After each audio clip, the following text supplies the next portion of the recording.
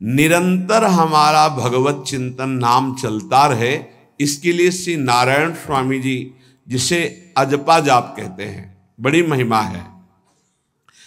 कह रहे हैं कि यदि अजपा जाप 4 वर्ष तक सावधानी से कर लिया जाए तो मुझे इसका जो अनुभव हुआ है परम दयालु नारायण की कृपा से, कि उसे 4 वर्ष में भगवत साक्षात्कार हो जाए। नारायण स्वामी को 4 वर्ष में, तो कह रहे नारायण भगवान की कृपा से इस दास को जो अनुभव हुआ अजपा जाप से 4 वर्ष में भगवत साक्षात्कार। पर अजपा जाप एक अलग है, जो निरंतर चलता रहता है, चलाना नहीं पड़ता है। इतनी व्याकुलता इन महापुरुष के अंदर थी और इतने असंग थे। एक रस्सी केवल कमर में और टाट की पट्टी की लंगोटी, बस पूरा टाट ऐसे गमछे की तरह नहीं, केवल टाट की लंगोटी, एक रस्सी, बस पूरे जीवन में गर्मी सर्दी बरसात। और व्याकुलता इतनी थी कि प्राण त्यागने के लिए तैयार थे कि मुझे कोई सद्गुरु मिले। जब देखा कि उनके अनुकूल भाव नहीं बैठ रहा है तो हिमालय में पहाड़ी पे चढ़ के गिरने ही वाले थे अपने शरीर को नष्ट करने। कितनी बड़ी मुमुक्षुता। उसी समय पीछे से किसी ने पकड़ा और कहा, मंत्र ही तो चाहते हो ना, नारायण नारायण नारायण, यही जपो, असंग रहो, असंग रहो, नारायण नारायण जपो। वो औरों की असंगता की बात जाने दो, शरीर से भी असंग हो गए। वो कह रहे कि 4 वर्ष में अजपा जाप से मेरे स्वामी नारायण की कृपा से इस गुलाम को भगवत साक्षात्कार हुआ। पहला जो दर्शन हुआ, इससे पता चलता है फिर आगे दर्शन होते रहे। पीछे छम छम की आवाज आई। अचानक वो इतना आकर्षण था कि मैं मुड़ा, देखा वो विमान की छोटी छोटी घंटियां बज रही थी। 4 पार्षद जो भगवान नारायण के आसपास थे और बीच में भगवान नारायण विराजमान थे। विमान नीचे उतरा, जो ही हमने देखा साष्टांग दंडवत किया, निहाल हो गए। मेरे स्वामी नारायण, जो नाम जप करोगे भगवान वही रूप का अनुभव कराएंगे। उन्होंने कहा, अब तुम्हारा जीवन कर्तव्य पूर्ण हो गया, अब तुम्हारे लिए कोई कर्तव्य नहीं।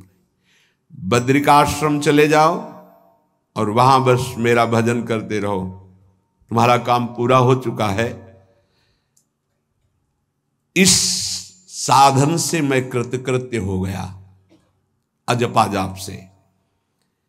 ये अजपा जाप सब कोई कर सकता है, पर इसमें ये नियम है, वाणी से सत्य बोलना। अजपा जाप उसी का चलेगा, सत्य बोलने वाले का। ये जब उतरे हैं भगवत मार्ग में तो झूठ काहे को बोले भाई, काहे को झूठ बोले। लेकिन झूठ का तो ऐसा राज्य हो चुका है जबान पे, मतलब समझे में नहीं आता कि हम झूठ बोल रहे। और झूठ में कलयुग का वास है, असत्य, इसमें कलयुग का वास है। इसीलिए प्रायः सबकी वाणी से झूठ निकलता है। झूठे ही लेना, झूठे ही देना, झूठे ही भोजन, झूठ चबेना। तो कम से कम और भूले तो भूलो तुम जिन भूलो मालाधारी। अरे भगवत पार्षद, तुम क्यों भूल रहे हो कि तुम सत्य स्वरूप भगवान की आराधना करते हो। प्रेम पूर्वक जप करना, समदर्शित्व भाव लाना। अजपा जाप 24 घंटे होता है श्वास के साथ पहले। 4 वर्ष के साधन से विमान में आए हुए भगवान नारायण का दर्शन। भाई जी महाराज का तो ऐसे दर्शन, निज पार्षद जन निज जन थे, उनके बीच में भाई जी से पूछते जा रहे हैं, पूज्य श्री जयदयाल गोयनका जी, भगवान के चरण कितनी दूर हैं? बस बोले पास हैं, स्पर्श कर रहा हो। कैसे लोगों को विश्वास होगा? कैसे? जैसे वो एक विज्ञान से पढ़े लिखे डॉक्टर, तो उनको लग रहा था कि संत ऐसा कैसे कर सकते हैं कि किसी का कैंसर नष्ट कर दें। जैसे उनको लग, पूज्य राधा बाबा के प्रारब्ध को भाई जी ने अपने शरीर पर लिया। देखो, नाटक करना अलग बात है, सिद्ध संत जन करुणामय होते हैं। कल फिर बताया था, उन्होंने अपने प्रारब्ध जो भजन साधन से एकत्रित किया हुआ उनको दिया, प्रारब्ध अपने ऊपर ले लिया, अपनी टांग कटा ली उनका कैंसर। भाई जी अस्पताल में भर्ती रहे राधा बाबा के प्रारब्ध को लेकर के। इन संतों की महान उदारता और महिमा को कैसे कोई जानेगा।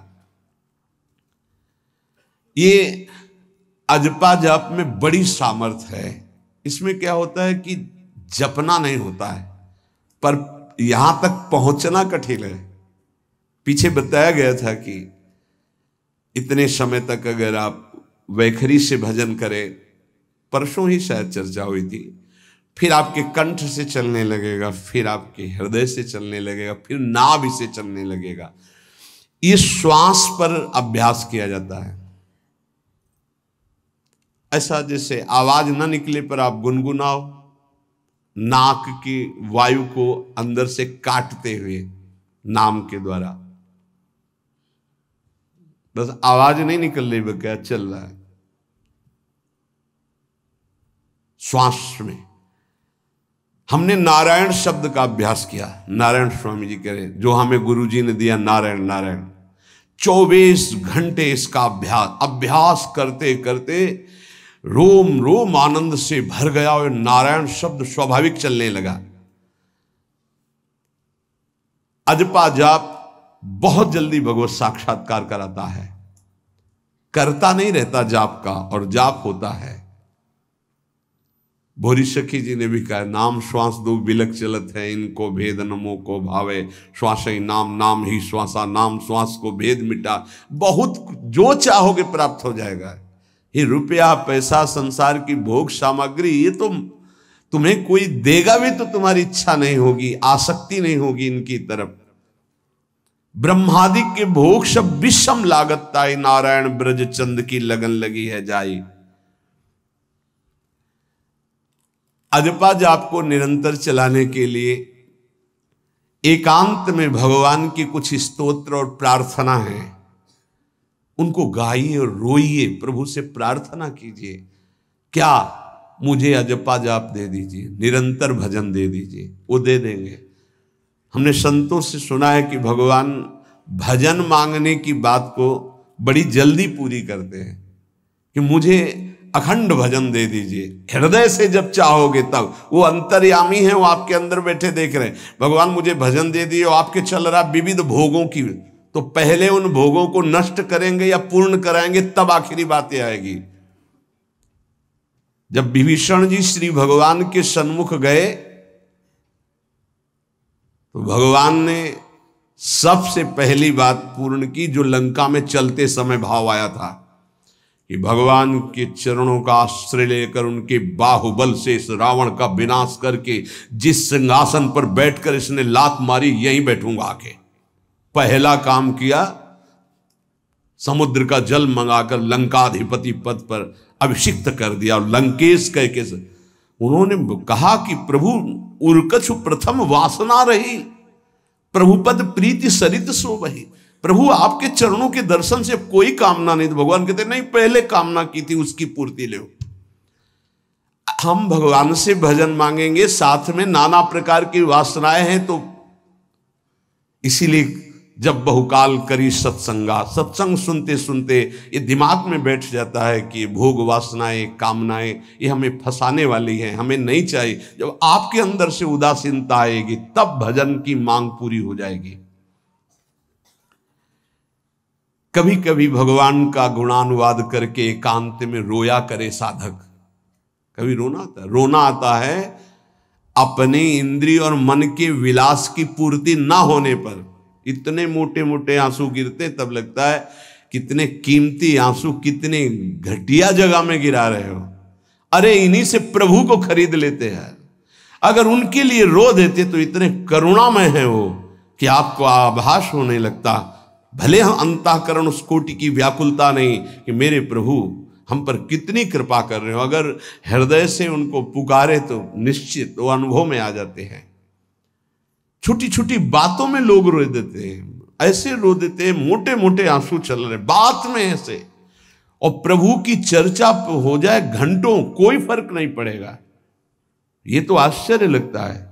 और भक्तों को चाहे जितना भीषण कष्ट हो, कभी आंसू नहीं निकल सकते। जब आंसू निकलेंगे तो भगवत भाव में निकलेंगे। कह रहे नारायण स्वामी कि अजपा जाप के लिए भगवान से प्रार्थना करो, कभी कभी एकांत में उनके स्तोत्र हैं, गुण हैं, उनको गा गा कर रो, उनसे प्रार्थना करो, हे दीन बंधु मुझे अपना अखंड भजन दे दो, जो चाहिए सब प्राप्त हो जाएगा। भजन से क्या नहीं प्राप्त हो सकता। एकांत में बैठकर रोने से, ऐसे प्रतिदिन जब आप नियम बना करके प्रभु से प्रार्थना करेंगे। मीराबाई जी ऐसा ही करती थी, रात्रि में गिरधर से बात करती थी, प्रार्थना करती थी।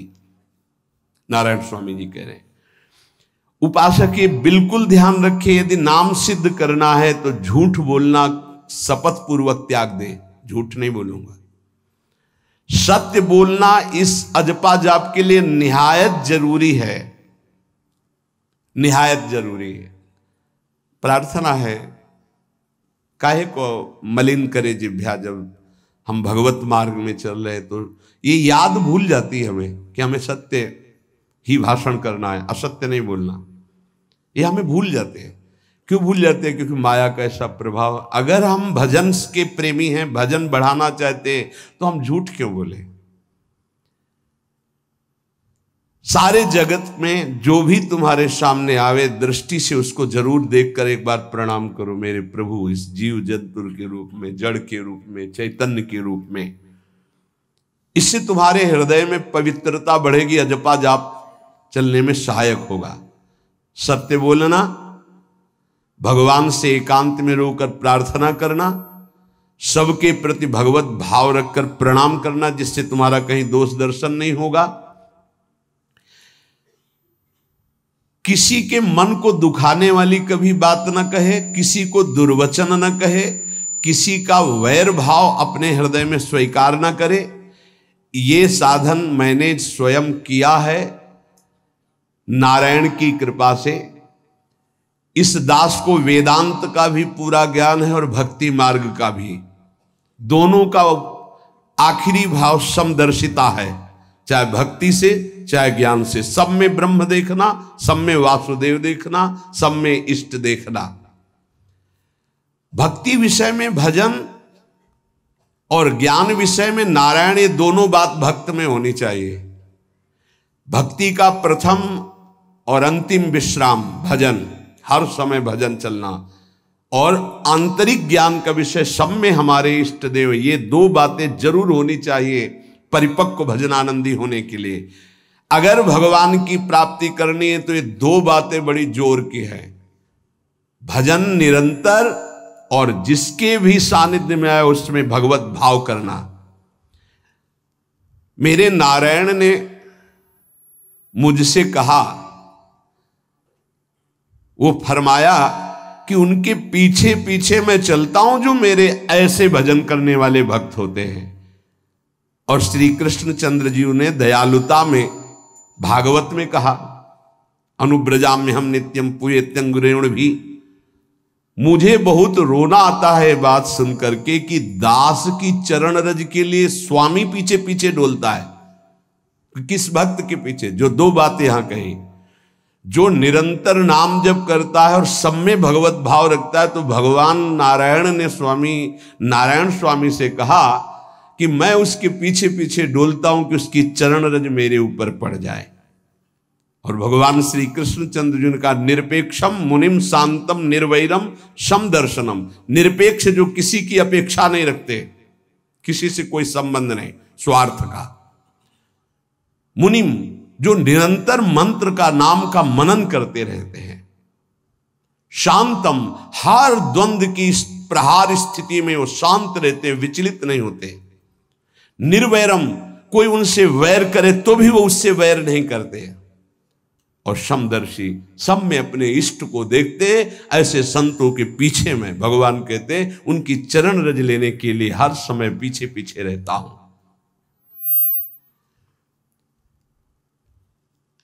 अहिंसा परमो धर्मा शास्त्रों में वर्णन किया गया है, इसलिए किसी भी जीव को कष्ट नहीं पहुंचाना है। गर्दन झुका करके रास्ते में चलना सीखो कि नीचे कोई जीव तो नहीं दब रहा हमारे पैर से। शरीर को सावधानी पूर्वक, किसी को दुख न पहुंच जाए मेरे शरीर से। वाणी को संभाल कर, किसी के हृदय में बाघ बाण ना लग जाए, वाणी का बाण ना लग जाए। बाहर का प्रहार तो सहा जाता है, लेकिन जब हृदय में शब्द चुभता है वचनों का, ये बाण खरकता रहता है। किसी भी जीव को कभी मारना नहीं, वो तुम्हें नुकसान नहीं पहुंचाएगा। गीता वाटिका में सांप निकला, फण वाला कोबरा। राधा बाबा ने कहा देखो अभी केवल हमने देखा है, अगर और लोग देखेंगे तो आपको पीड़ा पहुंचा सकते हैं, इसलिए एक लकड़ी उठाई और कहा मैं रास्ता बना रहा हूं, आप इधर से चले जाओ। ऐसे किया, सांप उधर चला। सब में भगवान है। अगर हम भगवत भाव करते हैं तो निश्चित वहां से कोई विरोध नहीं होगा। जब हम भगवत भाव करते तो सर्वात्मा भगवान वहां विराजमान, कैसे आक्रमण करेंगे। जैसे रत्नावती जी के लिए माधव सिंह ने जंगली शेर पिंजड़े में बंधवा कर वहां लाए और ऊपर से बालकनी से पिंजड़े का ऐसे खींच दिया गया, शेर बाहर निकला दहाड़ता हुआ। और वो पूजा में थी ठाकुर जी के, संतशाला में बहुत से संत विराजमान थे। दासी ने कहा महारानी सावधान, सिंह। आरती करने जा रही थी, मुड़ी और कहा नहीं, सिंह नहीं, नृसिंह। हमारे भगवान नृसिंह देव पधारे। और थाल लेकर मुड़ी तो जैसे सीधी गाय ऐसे खड़े हो गए। तिलक लगाया, आरती की, प्रणाम किया। सिंह घूमा और छलांग मारी ऊपर, जो बालकनी में राजा के पार्षद उसको बंदी बना करके लाए, सांप को फाड़ और जंगल में। किसी संत को, रत्नावती जी को या किसी को वहां कोई क्षति नहीं, लेकिन जो उनकी क्षति के लिए लाए थे उनके लिए वो सिंह, इनके लिए वो भगवान नरसिंह।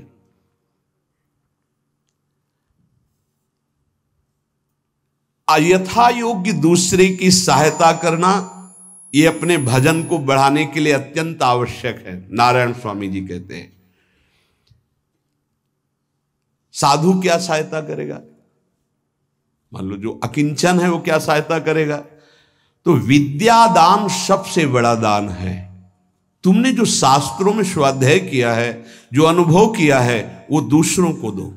जो अधिकारी है, जो दैन्य है, जो सुनना चाहता है, उसे जरूर सुनाना चाहिए। जो विद्या का दान करता है, भगवान का भजन बहुत सहजता से होने लगता है। दूसरे को भजन में लगाने की बात, इसीलिए जैसे आप गृहस्थ में हैं तो आप अपने परिवार के छोटे बच्चे बड़े सब 5 मिनट आप राधा राधा कहिए, आप 10 मिनट भजन कीजिए, आप स्वयं कीर्तन कीजिए, पूरे परिवार को सुनने को मिले, बहुत लाभ मिलता है। सब अगर नगर कीर्तन करें तो लाखों लोगों के पाप नष्ट हो जाए, आपको बहुत जल्दी भगवत प्राप्ति हो जाए। ये साधन होते थे। अब क्या हो गया कि इतनी भजन के प्रति लघु बुद्धि हो गई कि शर्म लगेगी कि हम पूरे गांव में कैसे कीर्तन करें। जो शर्म लगने वाली बातें उनमें शर्म नहीं, नाम जप में शर्म लगेगी कि हम 10 लोग मिलकर नगर कीर्तन करें। पहले ऐसा था, प्रातः 4 बजे गांव के 10-20 लोग बड़े बूढ़े मंजीरा लेकर, ढोलक लेकर के आसपास गांव में फेरी देते थे, जिसे प्रभात फेरी कहते थे, और वो नाम कीर्तन करते हुए कितनी सुंदर प्रथाएं थी। शाम के समय रामायण या भागवत की कथाएं कोई जो पढ़ा लिखा है वो सुना रहा है, 10, 20, 50 ऐसे आसपास के घरों के लोग बैठकर भगवान की चर्चा सुन रहे हैं। ये जरूर करना चाहिए, जो भजन के लिए बहुत उत्साह बढ़ता है। ध्यान करते समय, भजन करते समय मन तुम्हें घुमा घुमा कर माया में फंसाएगा। नारायण स्वामी का अनुभव। तुम्हें उसको घुमा घुमा के भजन में लाना है, ये युद्ध करना है। मन ने जो मांगा वही हम देने के लिए तैयार हो जाते हैं। ध्रुवदास जी कहते हैं, मन अब तक तूने जो कहा मैंने किया, मैं जो कहता हूं तुम्हें करना पड़ेगा। थोड़ा तो हिम्मत लाओ मन से लड़ने के लिए, और किसी से लड़ने की जरूरत नहीं। मन को जीत गए तो सच्चे गुरु बन जाओगे। मन को जिसने चेला बना लिया वही सच्चा गुरु नहीं। मन के सब चेला हैं, कोई बिरला ऐसा है जो मन को अपने शिष्य बना ले। बहुत ध्यान दीजिए, लाखों बार प्रश्न आते हैं ये। मन जब तुम भजन में बैठोगे तो घुमा घुमा कर माया में मारेगा, आपको वहीं गिराएगा। तुमको ये करना है कि उसे घुमा घुमा कर नाम में लाना है। चल राधा राधा राधा, तेरी एक बात नहीं सुनेंगे। इस साधन के करने से मन की शक्ति जो विषय भोगों में फंसाने वाली है वो कम हो जाती है। ध्यान दीजिए, बड़े अनुभवी महात्मा है नारायण स्वामी। बार बार जब आप अपने मन को संसार की तरफ जाते हुए से घसीट कर नाम में लाएंगे तो वो कमजोर पड़ जाएगा और वो तुम्हारे अधीन होने लगेगा। मन जिसने अधीन कर लिया वो साक्षात भगवत स्वरूप हो जाता है। मन मारिया तन बस में की ना, हुआ भरम सब दूर। बाहर से कछ दिखत नाही, अंदर चमके नूर। आपो त्याग जगत में बैठे नहीं किसी से काम, उनमें तू कछु अंतर नाही। संत कहो चाहे राम, वो भगवान का स्वरूप हो जाते हैं। मन की प्रत्येक स्फुरणा पर ध्यान रहे, वो तुम्हें संसार की तरफ घुमा घुमा कर मारेगा, तुम्हें घुमा के नाम में लाना है। ये साधन तुम्हें अजपा जाप में स्थित करेगा। मन रूपी दर्पण को साफ करना है। जो जो वासना आवे उस वासना को नहीं भोगना है, इससे मन रूपी दर्पण साफ हो जाएगा। जैसे जैसे तुम वासनाओं को भोगते हो वैसे वैसे मन के ऊपर परत चढ़ती चली जाती है मल की, और जैसे जैसे तुम वासनाओं को नहीं भोगते हो तो मन निर्वासनिक होता जाता है। भोगने से सुख नहीं मिलेगा, ना भोगने से सुख मिलेगा। भोगने से शांति नहीं मिलेगी, ना भोगने से शांति मिलेगी। त्यागात् शांतिरंतरम। अब बहुत बुरा बैठ गया है ये हमारे हृदय में कि हमारे मन में जो आए वो भोग मिल जाए, हम सुखी। बड़ी कृपा। बोले जब से भजन शुरू किया बड़ा चमत्कार, जो चाहते हो जाता है। दुर्भाग्य, ये कोई सौभाग्य है? जो मन चाहे वो पूर्ण हो जाए सौभाग्य नहीं है। फिर वो तुमको अधीन करके जो तुम नहीं चाहोगे वो भी करवा लेगा। सौभाग्य है कि मन जो चाहता है वो हम नहीं करते। जो शास्त्र में लिखा है गुरु आज्ञा, वही मन की बात मानते हैं। अभ्यास करते करते वासनाएं कम होने लगती हैं, फिर वासनाएं नष्ट हो जाती हैं, फिर स्फुरणा ही नहीं होती, अजपा प्रारंभ हो जाता है। विक्षेप यही वासनाएं पहुंचा रही भजन में। भजन से जो महासुख मिलता है तुम्हें कैसे बताऊं, नारायण स्वामी कह रहे हैं। मन को वश में करने पर जो सुख मिलता है वो ब्रह्मा को भी सुख नहीं है।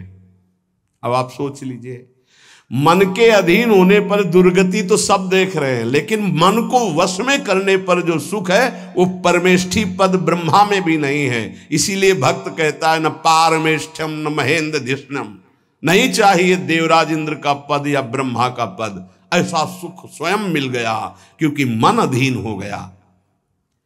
इसलिए इस दास ने स्वामी नारायण की कृपा से इस मन को अधीन किया। नेत्रों से जलधारा बहने लगी और हर समय नारायण की छवि नेत्रों में बस गई और जिह्वा ने प्रबल रूप धारण कर लिया। नारायण नारायण नारायण नारायण। अभी जिह्वा प्रबल रूप, समोसा चटनी ये वो कैसे नाम मीठा लगे। राधा नाम सुधा रसम, पानी आया मुंह में? नहीं। राधा नाम सुधा रसम, पानी आया मुंह में? नहीं आया। वो अभी गरम गरम समोसा चटनी ये या अमुक चीज या अमुक, मुंह में पानी आ जाएगा क्योंकि हमारी जिह्वा का स्वाद बिगड़ गया। बोले हमारी जिह्वा प्रबल हो गई, किस बात में, रुकी नहीं रही, राधा राधा राधा राधा, जैसे राधा बाबा की। नारायण स्वामी जी कह रहे नारायण नारायण नारायण। हमने इसको कैसे वश में किया? बाजार में जाता, मिठाई की दुकान के सामने खड़े होता, जो सब चीज दिखाता, और फिर कहता नारायण नारायण नारायण, कुछ नहीं मिलेगा। चलो फल की दुकान में जाता, जगह जगह इसको हर चीज दिखाया, कुछ नहीं दिया, ये हमको जलाया, वो हम नारायण नारायण के द्वारा इसको शांत किया। माया ने हर चीज मंगवाकर हमारे सामने रखी पर नहीं खाया।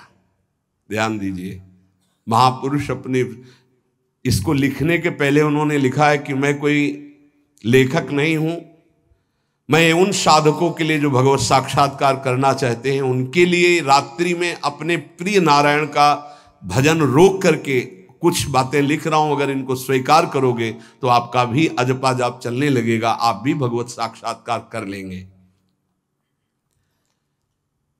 जब हमने देखा कि बहुत सुंदर सुंदर भोजन बन करके हमारे सामने माया भेजने लगी, नारायण भेजने लगे, ऐसा नहीं कह रहे, देख लो साधक की चतुरता देखो। माया हमारे सामने अच्छा अच्छा भोजन पकवान, पर मैं कभी उन अच्छे भोजन को नहीं पाता, मामूली साधारण उससे निकाल करके भोजन पाता। जितने सिद्ध हुए हैं उनकी रहनी है ये है। मिठाई चरफरा स्वादिष्ट जवान पर ना रखने का नियम ले लिया, ये बड़ी बात है। अभी कुछ समय पहले एक महापुरुष पधारे, उन्होंने पहले आजीवन मिठाई छोड़ दी, कोई मीठा, फिर नमक छोड़ दिया, फिर भगवदाकार वृत्ति में शरीर भी छोड़ दिया। क्या महापुरुषों ने पाया है कि हम प्राण और शरीरों को इस सब कुछ समझते। पहले ही बता दिया था 3 दिन पहले कि अमुक समय में शरीर छूटेगा, और हंसते खेलते सबके सामने शरीर समाधिस्थ होकर छोड़ दिया। मिठाई स्वादिष्ट चरफरा चाहते हैं अजपा जाप, लेकिन गुलाब जामुन पा करके, बढ़िया बढ़िया पदार्थ पा करके, भाई इनका प्रभाव है, ये भजन में नहीं लगने देंगे, देख लेना, भजन में नहीं लगने देंगे। और अभी 10 दिन केवल हमें समय दो आप, फिर हम आपको देखेंगे कि आप कितना भरपेट भोजन पाते हैं। किसी भी मिठाई में चीनी नहीं पड़ेगी, और किसी भी दाल या कढ़ी में नमक नहीं पड़ेगा, मिलेगा सब कुछ। खीर भी मिलेगी, गुलाब जामुन भी मिलेगा, पर चीनी नहीं होगी। दाल भी होगी, सब्जी होगी, कढ़ी होगी, पर नमक नहीं होगा, चलेगा। 10 दिन बाद आप देखो अगर पेट न पचकने लगे तो स्वाद ही नहीं मिलेगा। ये क्या हो रहा है? ये जवान को संभालना है अजपा जाप के लिए। वो गोस्वामी तुलसीदास जी ने भी कहा है, अगर लोन बिना सब्जी और ऐसे सीठा भोजन तो बहुत जल्दी नाम सिद्ध हो जाए। तो हम कह रहे चलो ऐसा नहीं सही, तो पर सात्विक और थोड़ा पाना सीखो। देखो माया की व्यवस्था में कमी नहीं रहेगी, व्यवस्था तो बहुत जोर की होती रहेगी, आप चिंता ना करें। खाते खाते मर जाएंगे, भोजन कम नहीं होगा, ये सृष्टि का क्रम है। आप अपने अगर जिह्वा को आपने विविध प्रकार का स्वाद दिया, तो इस दास ने जो अनुभव किया कि नाम जप नहीं चल पाएगा निरंतर। नारायण स्वामी कह रहे हैं देख लो, नाम चलाना है या रसेंद्री, थोड़ा नमक कम हो, नमक डलवा। अरे यार, कभी कभी तो साधु को ऐसा सौभाग्य मिलता है कि नमक ना हो, कभी ऐसा बिगड़ा है, चुपचाप दबा के प्रसन्नता से मन की इंद्री को, नहीं शांत, कैसा भोजन, बहुत प्रसाद, बहुत सुंदर था। कभी ऐसा नहीं, कभी नमक ना हो, कभी का नहीं मांगना चाहिए, कम से कम थोड़ा तो कभी कभी अवसर मिले ऐसा। कभी खीर बनाओ, चीनी ना डालो, देखो ना बिल, कभी ऐसा। फिर देखो खीर कौन मांगता है? 1 दोना के बाद मान लो उपदेश हो गया कि तो एक दोना के बाद खीर नहीं, वो अजपा जाप के लिए खीर मना है अजपा जाप के लिए। ये रसेंद्री का विलास बहुत विचित्र है। खाते खाते मीठा शुगर हो गया, खाते खाते परेशान, लेकिन फिर भी रसेंद्री नहीं मानती। जो निरंतर भजन करना चाहता है उसे 24 घंटे गुरुजनों के द्वारा बनाई हुई दिनचर्या में ही रहना चाहिए। एक दिनचर्या कोई पकड़ लीजिए, एक आज्ञा पालन कीजिए। अगर 100 आज्ञा ना पालन करने की सामर्थ्य आ जाए तो बताना, एक कोई आज्ञा पालन कर लीजिए। वो 100 आज्ञा पालन, और एक आज्ञा उल्लंघन कर दीजिए, 100 आज्ञाओं से आपको नीचे गिरा देंगे। एक दिनचर्या पालन कर लीजिए, आप अपने मन को आज्ञा पर लगा दीजिए, एक दिनचर्या पालन कर लीजिए। कौन सी दिनचर्या ऐसी कठिन है जो आप पालन नहीं कर सकते? मैंने एक यूरोप का आदमी था, वो बहुत अमीर था। वो मरते समय घर वालों को कहा कि मैं एक वसीयत लिखा है, वो मुझे पढ़ने को मिली उस दिन। पूज्य नारायण स्वामी जी कह रहे हैं, उसमें कोई रुपया पैसा की वसीयत नहीं थी। उसने एक बहुत मोटे अक्षरों में शब्द पूरा खाली, पूरी डायरी खाली, केवल एक शब्द, और कहा मैं ये वसीयत आप लोगों को लिखकर, time is money in the world. सही शब्द है कि गलत है? वर्ड होगा, हाँ, क्योंकि ज्यादा पढ़े लिखे। Time is money in the world. दुनिया में सबसे बड़ी संपत्ति समय है। दुनिया में सबसे बड़ी संपत्ति समय है। जब से मैंने ये पढ़ा तो इस दास ने समय की सदैव कद्र की है, हर समय को सार्थक किया है। या निरर्थक करने में समय की सार्थकता समझ रहे हैं। निरर्थक सोना, निरर्थक बातें करना, बिना भजन के जो सेकंड गया व्यर्थ गया। बहुत सुंदर बात है। जिसने समय की कीमत पहचान ली वो सबसे बड़ा संपत्तिवान। Time is money in the world. संसार में समय ही सबसे बड़ी संपत्ति है। समय की सदुपयोग वृत्ति, राधा राधा राधा राधा, इसको पाबंदी में बांधिए, तुम्हारा लोक परलोक दोनों सुधर जाएगा। समय को एक, इस समय ये, इस समय ये, इस समय ये, इस समय।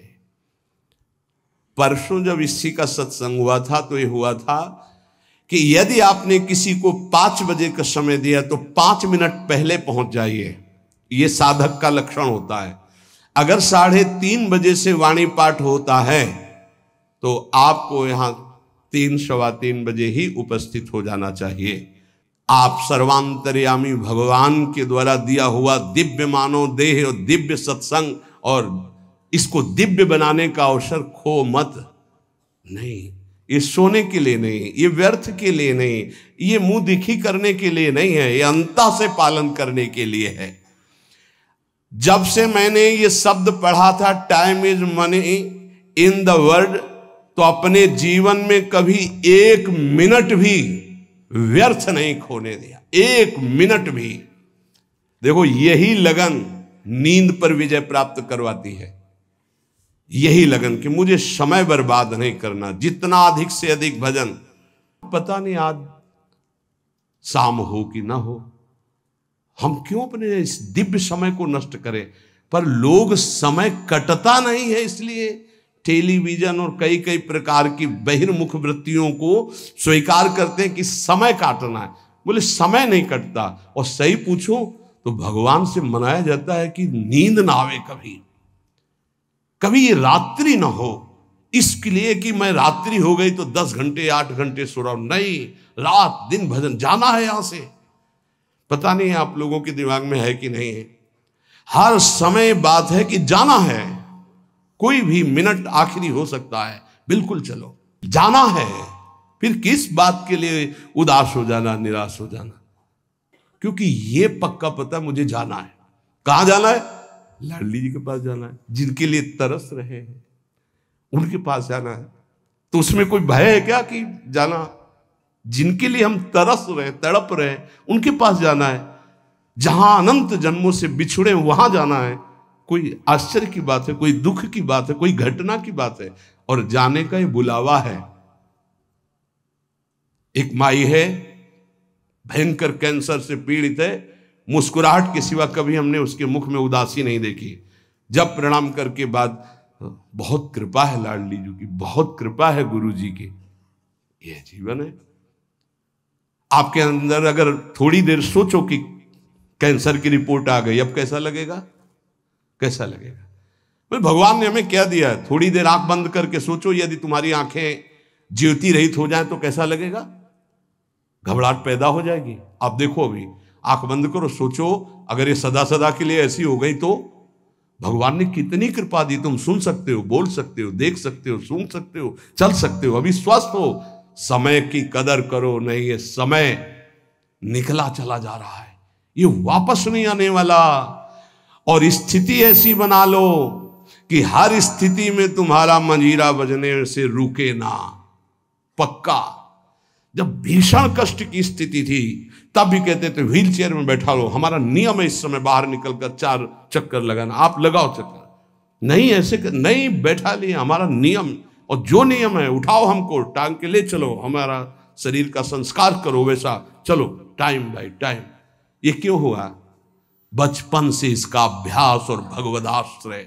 इसीलिए सबसे प्रार्थना करते हैं, ये किसी एक के लिए नहीं है। व्याधि मंदिरम शरीरम व्याधि मंदिरम, कौन सा देवता प्रकट हो जाए? किडनी फेल कर, कितने प्रकार के रोग हैं भैया। और एक बार जहां रिपोर्ट आई कैंसर, खत्म खेल, भजन साधन सब खत्म, चेहरे का रंग बदल, दिल बोले ब्लॉक हो गए इस दोनों नसें। अब वो परेशान है, अरे ब्लॉक नहीं, फेल हो जा पास हो जा, इसमें क्या जाना। राधा राधा हर समय तैयार है। जैसे आर्मी का जवान तैयार रहता है बॉर्डर पे कि कहीं से भी गोली आ सकती है, ऐसे बिल्कुल तैयार रहो, पक्का तैयार रहो। बार बार कह रहे हैं सावधान, समय की कीमत को पहचानो, हर श्वास में राधा राधा।